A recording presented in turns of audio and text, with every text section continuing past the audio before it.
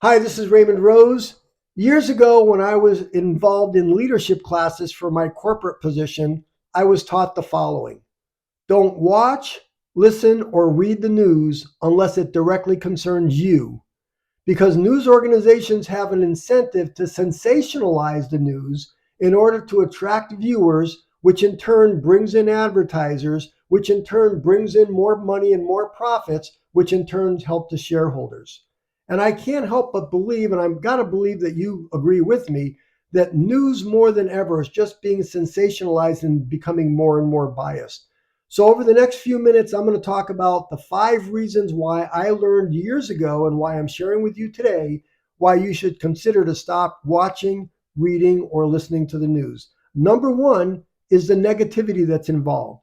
Just like I mentioned, news outlets prioritize negative and sensational stories, which can create a skewed perception of the world for you. If you're constantly being exposed to distressing news, it contributes to feelings of anxiety, you feel helpless, you have levels of fear in your life.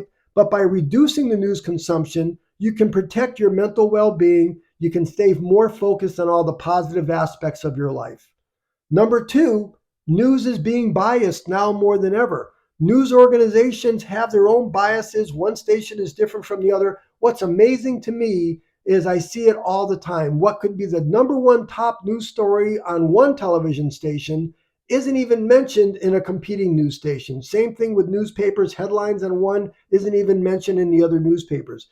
Newspapers, radio stations, television stations, social media, it's all becoming more and more biased.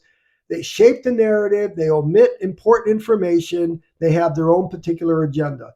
So if you can limit all of that exposure to those things, you can avoid being influenced based on their biased viewpoint. So that's really important what I just said. Stop being influenced by their biasness.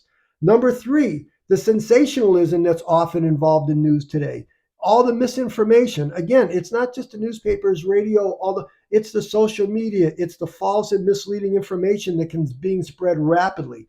And news outlets also prioritize sensational stories because, like I said, they need to capture your attention, and that gives distorted views. So if you can minimize your exposure to the news, you can reduce the risk of falling victim to the misinformation or getting caught up in all the exaggerated narratives. And again, everybody says the same thing today. You don't know what to believe anymore because there's just so many different things going on with so many different opinions, and companies and news organizations, people say, I just don't know if I can trust them no more because of all the exaggeration. Number four, the emotional toll that it takes on you. Because if you're constantly being exposed to tragic or distressing news, it can get very emotional. Like I said earlier, there's a lot of fear, there's a lot of anxiety. Some people really get into this; they can't even relax. I've talked to spouses, husbands, and wives, and even kids that the teenagers that are like they're so misunderstood. They don't know what to believe anymore, and that's going to create different levels of emotions. You're not able to really have a healthy emotional life. So that's really, really important. And then number five, and this is one of the key ones too, one of the things I was taught back in the leadership school is you're wasting so much time. You're spending all these hours listening, watching, reading the news. You don't even know what you can believe and what you can't believe. And after you've watched a TV show for an hour, 2 hours, you listen to narratives that may or may not even be accurate, you walk away saying, well, there's an hour of my life that I'm never going to get back. So if you can reduce your exposure to all of those different things, it's going to give you time to focus more on the priorities, the things that are really self-fulfilling in your life. I was out with one of my friends a few weeks ago, and he talked about and let me be clear, this is not what I'm about to talk about is not politics per se, but he talked about the upcoming presidential elections, talking about here they are, the elections are not for another year and a half away, and they're already having in the news what this person might be a candidate, and that person might be a candidate, and this person that is a candidate said this, and this person that might be a candidate said that. And he said, listen, this is nothing more than a slow moving horse race. In other words, a horse race, typically it's done in a couple of minutes. And what's important is who's at, the horse race is like who's here at the first, who's in first place at the first turn, who's in first place at the half turn.